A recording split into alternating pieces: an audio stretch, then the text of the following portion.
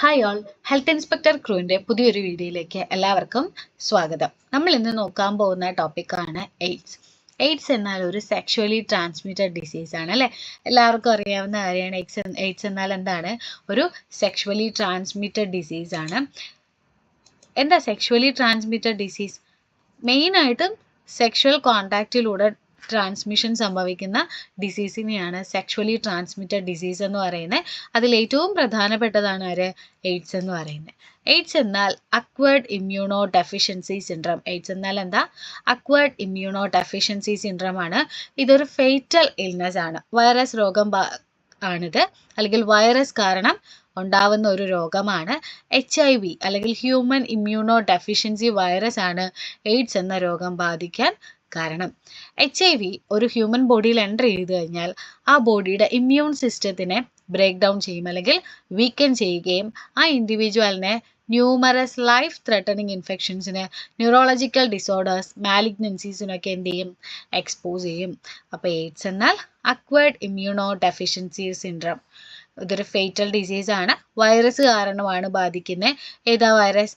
HIV അല്ലെങ്കിൽ human immunodeficiency virus. HIV ബോഡിയിലേക്ക് enter ചെയ്ത് കഴിഞ്ഞാൽ ബോഡിയുടെ ഇമ്മ്യൂൺ സിസ്റ്റത്തിനെ ബ്രേക്ക് ഡൗൺ ചെയ്തുകൊണ്ട് ആ ഇൻഡിവിജ്വലിനെ ലൈഫ് ത്രെട്ടനിങ് ഇൻഫെക്ഷൻസിനും ന്യൂറോളജിക്കൽ ഡിസോർഡേഴ്സ്, മാലിഗ്നൻസീസിലൊക്കെ എന്ത് ചെയ്യും? എക്സ്പോസ് ചെയ്യാണ് ചെയ്യുന്നത്. അടുത്ത് പറയുന്നതാണ് ഇന്ത്യയിൽ HIV എപ്പിഡമിക്. ഇന്ത്യയിൽ HIV എപ്പിഡമിക് ഉണ്ടാവാൻ മെയിൻ റീസൺ എന്താണ്? സെക്ഷുവൽ ട്രാൻസ്മിഷൻ തന്നെയാണ്. Predominant cause sexual transmission. അത് കഴിഞ്ഞാൽ പാരന്റ് ടു ചൈൽഡ്, പിന്നെ injecting drug users, homosexuals, blood products use. അടുത്ത് പറയുന്നതാണ് എപ്പിഡമിയോളജിക്കൽ ഫാക്ടേഴ്സ്. ആദ്യം പറയുന്നത് എന്താ? ഏജന്റ് ആരാണ്? ഹ്യൂമൻ ഇമ്മ്യൂണോ ഡെഫിഷ്യൻസി വൈറസ് അല്ലെങ്കിൽ HIV. ഇൻഫെക്ഷൻ്റെ സോഴ്സ് അല്ലെങ്കിൽ source of infection HIV cases and carriers ആണ്. അല്ലെങ്കിൽ HIV ബാധിക്കപ്പെട്ട ആളോ അല്ലെങ്കിൽ എന്താ ഇൻഫെക്ഷൻ വന്നിട്ട് അത് ക്യാരി ചെയ്യുന്ന ആളോ ആവാം അല്ലേ? പിന്നെന്താ? ഇൻഫെക്റ്റീവ് മെറ്റീരിയൽ എന്ന് പറഞ്ഞാൽ ഇൻഫെക്റ്റഡ് ആയിട്ടുള്ള ഒരാളുടെ ബ്ലഡോ സെമനോ ആണ് എന്ത്? ഇൻഫെക്റ്റീവ് മെറ്റീരിയൽ എന്ന് പറയുന്നത്. ഏജ് പറയുന്നത് സെക്ഷുവലി ആക്റ്റീവ് പേഴ്സൺ ആണ്, 15 to 49 years. High risk groups ആരൊക്കെയാ? Prostitutes, homosexuals, intravenous drug users അല്ലേ? ഇനിയുണ്ട് ബ്രിഡ്ജ് പോപ്പുലേഷൻ. അങ്ങനെ ഹൈ റിസ്ക് ഗ്രൂപ്പ് ഇവരെയാണ് പറയുന്നത്. ഇമ്മ്യൂണിറ്റി പറയുകയാണെങ്കിൽ man has no natural immunity ഇല്ല. ആർക്ക്? ഹ്യൂമൻസിന് എയ്ഡ്സിൽ ഒരു നാച്ചുറൽ ഇമ്മ്യൂണിറ്റി ഇല്ല. മോഡ് ഓഫ് ട്രാൻസ്മിഷൻ പറയുകയാണെങ്കിൽ എയ്ഡ്സ് ട്രാൻസ്മിറ്റ് ആവാൻ 3 റീസൺസ് ആണുള്ളത്, അല്ലെങ്കിൽ 3 വഴിയിലൂടെ എയ്ഡ്സിന് എന്ത് സംഭവിക്കാം? ട്രാൻസ്മിഷൻ സംഭവിക്കാം.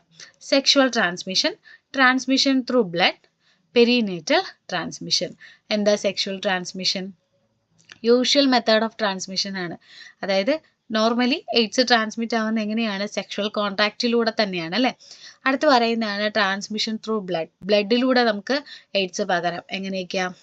ബ്ലഡ് ട്രാൻസ്ഫ്യൂഷൻ വഴിയോ, അല്ലെങ്കിൽ ഓർഗൻ ട്രാൻസ്പ്ലാന്റേഷൻ വഴിയോ, അൺസ്റ്റെറിലൈസ്ഡ് ഇഞ്ചക്ഷൻ എക്യുപ്മെൻറ്റ്സ് വഴിയോ ഒക്കെ എന്ത് ചെയ്യാം? ബ്ലഡ് വഴി നമുക്ക് ട്രാൻസ്മിഷൻ നടക്കാം. അടുത്ത് പറയുന്നതാണ് പെരിനേറ്റൽ ട്രാൻസ്മിഷൻ. ബർത്തിൻ്റെ സമയത്തോ അല്ലെങ്കിൽ ബർത്തിന് മുന്നേയോ അമ്മയിൽ നിന്നോ കുഞ്ഞിലേക്ക് എന്ത് പകരാം? എയ്ഡ്സ് ട്രാൻസ്മിറ്റ് ആവാനുള്ള ചാൻസ് ഉണ്ട്. അതാണ് പെരിനേറ്റൽ ട്രാൻസ്മിഷൻ എന്ന് പറയുന്നത്. Incubation period 6 years or more. ഇപ്പോൾ ഏജന്റ് ആരാ? HIV അല്ലെങ്കിൽ ഹ്യൂമൻ ഇമ്മ്യൂണോ ഡെഫിഷ്യൻസി വൈറസ്.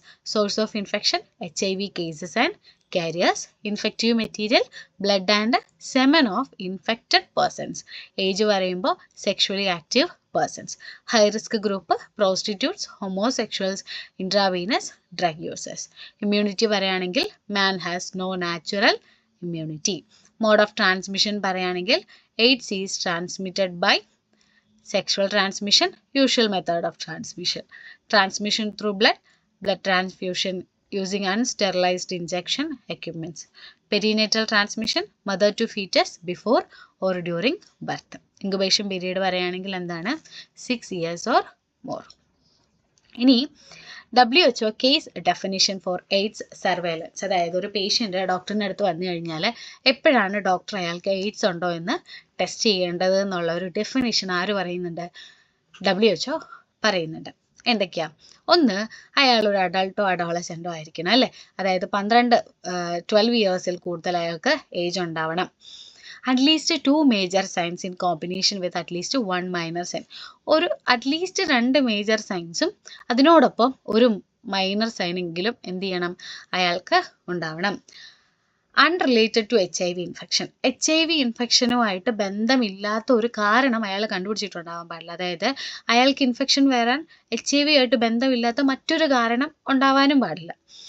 അങ്ങനെയാണെങ്കിൽ അയാളെ നമുക്ക് എന്ത് ചെയ്യാം, എയ്ഡ്സ് സർവൈലൻസിൽ ഉൾപ്പെടുത്താം, അല്ലെങ്കിൽ അയാൾക്ക് എയ്ഡ്സ് ഉണ്ടോ എന്ന് ടെസ്റ്റ് ചെയ്യാവുന്നതാണ്. അപ്പോൾ ഏതൊക്കെയാ മേജർ സൈൻസ് എന്ന് നോക്കാമല്ലോ. 3 മേജർ സൈൻസ് ആണ് പറയുന്നത്. ഒന്നാമത്തേത് weight loss greater than or equal to 10% of body weight. Body വെയിറ്റിൻ്റെ 10% കൂടുതൽ വെയിറ്റ് ലോസ് സംഭവിക്കുകയാണെങ്കിൽ, chronic diarrhoea for more than 1 month, ഒരു മാസത്തിൽ കൂടുതൽ നമുക്ക് ഡയറിയ ക്രോണിക് ആയിട്ട് ലാസ്റ്റ് ചെയ്യുകയാണെങ്കിൽ, prolonged the fever for more than 1 month, ഒരു മാസത്തിൽ കൂടുതൽ നമുക്ക് ഫീവർ എന്ത് ചെയ്യാണ്, മാറാതെ നിൽക്കുകയാണെങ്കിൽ നമുക്ക് എന്ത് ചെയ്യാം, അതിനെല്ലാം മേജർ സൈൻസ് ആയിട്ട് നമുക്ക് കണക്കാക്കാവുന്നതാണ്. ഫീവർ ഇൻ്റർമീഡിയൻ്റ് ആവാം, കോൺസ്റ്റൻ്റ് ആവാം, ഇടവിട്ട് ഉണ്ടാവുന്നതാവാം, അല്ലെങ്കിൽ കോൺസ്റ്റൻ്റ് ആയിട്ട് തന്നെ ഉണ്ടാവുന്നതാവാം. അപ്പോൾ 3 മേജർ സൈൻസ് ആണ് പറയുന്നത്. ഏതൊക്കെയാണ്? Weight loss greater than or equal to 10% of body weight, chronic diarrhoea for more than 1 month, prolonged the fever for more than 1 month. Intermittent ആവാം, കോൺസ്റ്റൻ്റ് ആവാം. അടുത്ത് പറയുന്ന മൈനർ സൈൻസ് ആണ്. ആദ്യം പറയുന്ന persistent cough for more than 1 month, ഒരു മാസത്തിൽ കൂടുതൽ എന്ത് നിൽക്കുകയാണ്, ചുമ പെർസിസ്റ്റ് ചെയ്യുകയാണെങ്കിൽ നമുക്കതൊരു മൈനർ സൈനായിട്ട് കൺസിഡർ ചെയ്യാവുന്നതാണ്. എന്നാൽ TB പേഷ്യൻസിനാണെങ്കിൽ അതൊരു മൈനർ സൈനായിട്ട് നമ്മൾ എന്ത് ചെയ്യില്ല, കൺസിഡർ ചെയ്യില്ല. അടുത്തത് ജനറലൈസ്ഡ് പ്രൂറൈറ്റിക് ഡെർമറ്റൈറ്റിസ്. എന്താ പ്രൂറൈറ്റിക് ഡെർമറ്റൈറ്റിസ്? നമ്മുടെ സ്കിന്നിൽ ഉണ്ടാവുന്ന ഒരു ഇൻഫ്ലമേഷൻ ആണ്, ഇച്ചിനെസ് ഒക്കെ ഉണ്ടാവും. റിക്കറൻറ്റ് ഹെർപ്പിസ് സോസ്റ്റർ, നമ്മുടെ ചിക്കൻ ബോക്സ് ഒക്കെ വരുന്ന പോലത്തെ എന്ത് ചെയ്യാം, റിക്കറൻ്റ് ആയിട്ട് വരികയാണ്, അല്ലെങ്കിൽ വീണ്ടും വീണ്ടും നമുക്ക് വരികയാണെങ്കിൽ അത് ഒരു മൈനർ സൈനായിട്ട് കൺസിഡർ ചെയ്യാവുന്നതാണ്. ഓറോഫാരിഞ്ചിയൽ കാൻഡിഡിയാസിസ്, അതെന്താ, നമ്മുടെ മൗത്തിനകത്ത് കാൻഡിഡ എന്ന് പറയുന്ന ഒരു ഈസ്റ്റ് കാരണം ഉണ്ടാകുന്ന ഒരു ഇൻഫെക്ഷൻ ആണ് എന്ത്, ഓറോഫാരിഞ്ചിയൽ കാൻഡിഡിയാസിസ് എന്ന് പറയുന്നത്. അടുത്തത് chronic progressive or disseminated herpes simplex infection. അതായത് എന്താ പറയുക, നമ്മുടെ ഒരു മൾട്ടി ഓർഗൻ ഡാമേജ് ഉണ്ടാക്കുന്ന ഒരു ഇൻഫെക്ഷനാണ് ഏത്, ഈ ഡിസെമിനേറ്റഡ് ഹെർപ്പീസ് സിംപ്ലക്സ് ഇൻഫെക്ഷൻ എന്ന് പറയുന്നത്. അതും ഒരു മൈനർ സൈനായിട്ട് കണക്കാക്കാം. ഇനി പറയുന്നത് ജനറലൈസ്ഡ് ലിംഫഡനോപ്പതി, അതായത് നമ്മുടെ ലിംഫ് നോഡ്സിന് ഉണ്ടാകുന്ന സ്വെല്ലിങ്ങും എന്താണ്, ഒരു മൈനർ സൈനാണ്. ഇനി നമുക്ക് കാപ്പോസി സാർക്കോമയോ ക്രിപ്റ്റോകോക്കൽ മെനിഞ്ചൈറ്റിസോ ഉണ്ടെങ്കിൽ എന്ത് ടെസ്റ്റ് ചെയ്യണം, എയ്ഡ്സിൻ്റെ സർവൈലൻസിൽ നമ്മൾ എയ്ഡ്സ് എന്ത് ചെയ്യണം, ടെസ്റ്റ് ചെയ്യേണ്ടതായിട്ട് ഉണ്ട്. അപ്പോൾ 2 മേജർ സൈനും ഇതിലേതെങ്കിലും ഒരു മൈനർ സൈനും ഉണ്ടെങ്കിൽ എന്ത് ചെയ്യാം, അയാൾക്ക് എയ്ഡ്സ് ഉണ്ടോ എന്ന് ടെസ്റ്റ് ചെയ്യാവുന്നതാണ്. ഇനി കൺട്രോൾ ഓഫ് എയ്ഡ്സ് കൺട്രോൾ ചെയ്യാൻ 4 മെത്തേഡ്സ് ആണ് പറയുന്നത്. ഒന്നാമത്തേത് education, 2 prevention of blood borne HIV transmission, 3 anti retroviral treatment, 4 primary health care. അപ്പോൾ എഡ്യൂക്കേഷനിൽ എന്തൊക്കെയാണ് നമ്മൾ പറയണ്ടേ?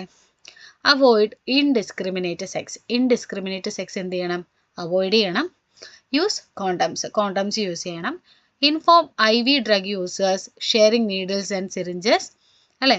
IV ഡ്രഗ് യൂസേഴ്സിനെ നമ്മൾ എന്ത് ചെയ്യണം, അറിയിക്കണം എഡ്യൂക്കേഷനിലൂടെ. നീഡിൽസും സിറിഞ്ചസും ഒക്കെ ഷെയർ ചെയ്യുന്ന എന്താണ്, ഒരു റിസ്കി ബിഹേവിയർ ആണെന്ന് നമ്മൾ എന്ത് ചെയ്യണം, അറിയിക്കണം. Women suffering from AIDS or at high risk avoid pregnancy, അല്ലേ? എയ്ഡ്സ് സഫർ ചെയ്യുന്ന വിമനോ അല്ലെങ്കിൽ ഹൈ റിസ്കിലുള്ള സ്ത്രീകളോ എന്ത് ചെയ്യണം, പ്രഗ്നൻസി അവോയ്ഡ് ചെയ്യണം. ഈ 4 പോയിന്റ്സ് നമ്മൾ എന്ത് ചെയ്യണം, എഡ്യൂക്കേഷനിലൂടെ അവയർനെസ് കൊടുക്കേണ്ട കാര്യങ്ങളാണ്. ഏതൊക്കെയാണ്? Avoid indiscriminate sex, condoms use ചെയ്യണം. IV ഡ്രഗ് യൂസേഴ്സിന് എന്ത് പറയണം, നീഡിൽസും സിറിഞ്ചസും ഒക്കെ ഷെയർ ചെയ്ത് ഉപയോഗിക്കുന്ന എന്താണ്, റിസ്കി ബിഹേവിയർ ആണ്. പിന്നെ women suffering from AIDS or at high risk avoid pregnancy. അടുത്ത് പറയുന്നത് prevention of blood borne HIV transmission ആണ്. അതെന്താ പറയാം, high risk groups refrain from donating blood, body organs, sperms or other tissues. High risk ഗ്രൂപ്പ്സിനെ എന്തിൽ നിന്ന് തടയണം, blood donate ചെയ്യുന്നതിലോ ബോഡി ഓർഗൻസോ സ്പേംസോ അല്ലെങ്കിൽ മറ്റേതെങ്കിലും ടിഷ്യൂസ് ഡൊണേറ്റ് ചെയ്യുന്നതിൽ നിന്നും എന്ത് ചെയ്യണം, തടയണം. അടുത്ത് പറയുന്നത് HIV-1 and HIV-2 screening before transfusion. Blood ട്രാൻസ്ഫ്യൂഷന് മുന്നേ എന്ത് സ്ക്രീനിങ് നടത്തിയിരിക്കണം? HIV-1 HIV-2 സ്ക്രീനിങ് നടത്തിയിരിക്കണം. Pre sterilised disposable syringes and needles should be used. Pre sterilised മുൻകൂട്ടി സ്റ്റെറിലൈസ് ചെയ്ത ഡിസ്പോസിബിൾ സിറിഞ്ചസും നീഡിൽസും വേണം ഉപയോഗിക്കാൻ. Sterilisation practices should be ensured in hospitals and clinics. ഹോസ്പിറ്റൽസിലും ക്ലിനിക്സിലും ഒക്കെ എന്ത് ഉറപ്പാക്കണം? സ്റ്റെറിലൈസേഷൻ പ്രാക്ടീസസ് കറക്റ്റ് ആയിട്ട് നടക്കുന്നുണ്ട് എന്ന് ഉറപ്പുവരുത്തണം. അപ്പം എങ്ങനെയൊക്കെയാണ് ബ്ലഡ് ബോൺ HIV ട്രാൻസ്മിഷൻ നമുക്ക് പ്രിവെൻറ്റ് ചെയ്യാൻ പറ്റുന്നത്? ഹൈ റിസ്ക് ഗ്രൂപ്പിലുള്ള ആൾക്കാരെ ഡൊണേറ്റ് ചെയ്യാനോ അല്ലെങ്കിൽ ബ്ലഡോ ബോഡി ഓർഗൻസോ സ്പേമോ മറ്റുള്ള ടിഷ്യൂസോ ഡൊണേറ്റ് ചെയ്യാനായിട്ട് എന്ത് ചെയ്യില്ല? അനുവദിക്കാനായിട്ട് പാടില്ല. HIV-1 HIV-2 സ്ക്രീൻ ചെയ്തിരിക്കണം ട്രാൻസ്ഫ്യൂഷന് മുന്നേ. ഡിസ്പോസിബിൾ സിറിഞ്ചസും നീഡിൽസുമാണ് ഉപയോഗിക്കേണ്ടത്. അവ എന്തായിരിക്കണം?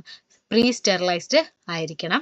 ഹോസ്പിറ്റൽസിലും ക്ലിനിക്സിലും ഒക്കെ എന്ത് നടക്കുന്നുണ്ടെന്ന് ഉറപ്പുവരുത്തണം? സ്റ്റെറിലൈസേഷൻ പ്രാക്ടീസസ് നടക്കുന്നുണ്ടെന്ന് ഉറപ്പുവരുത്തണം. മൂന്നാമത്തേതാണ് ആൻറ്റി റിട്രോവൈറൽ ട്രീറ്റ്മെൻറ്റ് അല്ലെങ്കിൽ ART എന്ന് നമ്മൾ പറയും. ഇതൊരു ക്യൂർ അല്ല, ക്യൂറബിൾ ട്രീറ്റ്മെൻറ്റ് അല്ല. പക്ഷെ എന്താ? സിവിയർലി ഇൽ പേഷ്യൻസിന് ഒരു പ്രൊലോങ്ങിങ് ലൈഫ് കൊണ്ടുവരാനായിട്ട് പറ്റും. നോട്ട് എ ക്യൂറബിൾ അല്ല, useful in prolonging the life of severely ഇൽ പേഷ്യൻ. വളരെ ബുദ്ധിമുട്ട് അനുഭവിക്കുന്ന ആൾക്കാർക്ക് എന്ത് ചെയ്യാനായിട്ട് പറ്റും? ലൈഫ് കുറച്ചുകൂടെ പ്രൊലോങ് ചെയ്യാനായിട്ട് ഇത് ഹെൽപ്പ് ചെയ്യും. Neither restore the immune system. Immune സിസ്റ്റത്തിന് ഇതിനെ റീസ്റ്റോർ ചെയ്യാനായിട്ട് പറ്റില്ല. Nor destroy the HIV virus already installed in the cell. സെല്ലിനകത്ത് ഓൾറെഡി പ്രവേശിച്ചിട്ടുള്ള HIV വൈറസിനെയും ഇതിനെ എന്ത് ചെയ്യാൻ പറ്റില്ല? ഡിസ്ട്രോയ് ചെയ്യാനായിട്ട് പറ്റില്ല. അപ്പോൾ ART എന്താ പറയുന്നത്? ക്യൂറബിൾ അല്ല എന്ന് പറയുന്നുണ്ട്. സിവിയർലി ഇൽ പേഷ്യൻസിന് ലൈഫ് പ്രൊലോങ് ചെയ്യാൻ ഇത് യൂസ്ഫുൾ ആണെന്ന് പറയുന്നുണ്ട്. ഇനി HIV വൈറസ് ഓൾറെഡി സെല്ലിനകത്ത് പ്രവേശിച്ചിട്ടുണ്ടെങ്കിൽ അതിനെ നമുക്ക് ഡിസ്ട്രോയ് ചെയ്യാനായിട്ട് പറ്റില്ല. ഇമ്മ്യൂൺ സിസ്റ്റത്തിനെ തിരിച്ചെടുക്കാനും നമുക്ക് ARTയിലൂടെ പറ്റില്ല. പ്രൈമറി ഹെൽത്ത് കെയർ പറയുമ്പോൾ എന്താണ്? AIDS touches all aspects of primary health care including mother and child health, family planning and education.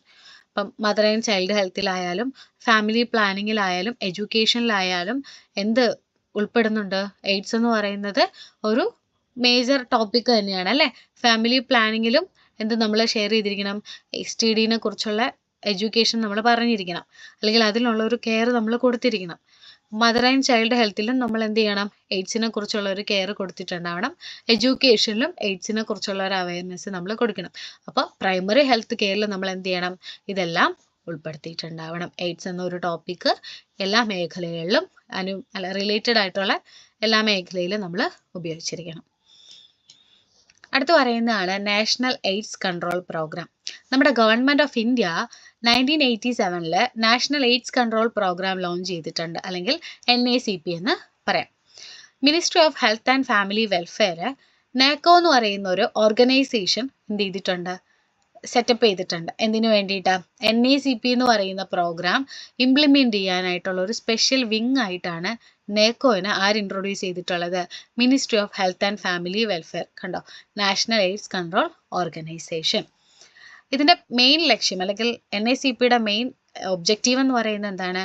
Arrest the spread of HIV or AIDS in the country. രാജ്യത്തിൽ HIV അല്ലെങ്കിൽ എയ്ഡ്സിൻ്റെ spread എന്ത് ചെയ്യണം? തടയണം. Components പറയുകയാണെങ്കിൽ എന്താ? IEC ഉണ്ട്, blood safety, control of STD, condom promotion, surveillance, clinical management. ഇതൊക്കെയാണ് NACPയുടെ components. WHO 1987 February 1 എന്ത് ചെയ്തിട്ടുണ്ട്? Global programme on AIDS conduct ചെയ്തിട്ടുണ്ട്. ഇനി നമുക്ക് എല്ലാവർക്കും അറിയാം വേൾഡ് എയ്ഡ്സ് ഡേ എന്ന് പറയുന്നത് എന്താണ്? ഡിസംബർ 1 ഡിസംബർ 1 അല്ലെങ്കിൽ 2025 ഡിസംബർ 1 വേൾഡ് എയ്ഡ്സ് ഡേയുടെ തീം എന്തായിരുന്നു? Overcoming disruptions transforming the AIDS response. എന്തായിരുന്നു? Overcoming disruptions transforming the AIDS response ആയിരുന്നു. അപ്പോൾ നാഷണൽ എയ്ഡ്സ് കൺട്രോൾ പ്രോഗ്രാം എന്താ? National AIDS control programme government of India 1987 NACP എന്ന് പറയുന്ന ഒരു പ്രോഗ്രാം ലോഞ്ച് ചെയ്തിട്ടുണ്ട്. Ministry of health and family welfare NACO എന്ന് പറയുന്ന ഒരു ഓർഗനൈസേഷൻ എന്ത് ചെയ്തിട്ടുണ്ട്? സെറ്റപ്പ് ചെയ്തിട്ടുണ്ട്. എന്തിനു വേണ്ടിയിട്ടാണ്? ഈ പ്രോഗ്രാമിൻ്റെ ഒബ്ജക്റ്റീവ്സ് എല്ലാം ഇംപ്ലിമെൻറ്റ് ചെയ്യാനായിട്ടുള്ളൊരു സെപ്പറേറ്റ് വിങ് ആയിട്ടാണ് ആര് വർക്ക് ചെയ്യുന്നത്, നാക്കോ അല്ലെങ്കിൽ national AIDS control organisation work ചെയ്യുന്നത്. ഇതിൻ്റെ മെയിൻ ഒബ്ജക്റ്റീവ് എന്ന് പറയുന്നത് എന്താണ്? Arrest the spread of HIV or AIDS in the country. രാജ്യത്തിലെ HIV അല്ലെങ്കിൽ എയ്ഡ്സിൻ്റെ സ്പ്രെഡ് എന്ത് ചെയ്യണം? തടയണം. NACPയുടെ കമ്പോണൻസ് ആണ് IEC, blood safety, control of STD, condom promotion, surveillance, clinical management. 1987 February 1 WHO ഒരു ഗ്ലോബൽ പ്രോഗ്രാം ഓൺ എയ്ഡ്സ് എന്ത് ചെയ്തിട്ടുണ്ട്? കണ്ടക്ട് ചെയ്തിട്ടുണ്ട്. World AIDS day എന്നാണ് December 1. 2025 December 1 വേൾഡ് എയ്ഡ്സ് ഡേയുടെ തീം എന്തായിരുന്നു? Overcoming disruptions transforming the AIDS response. അപ്പോൾ thank you.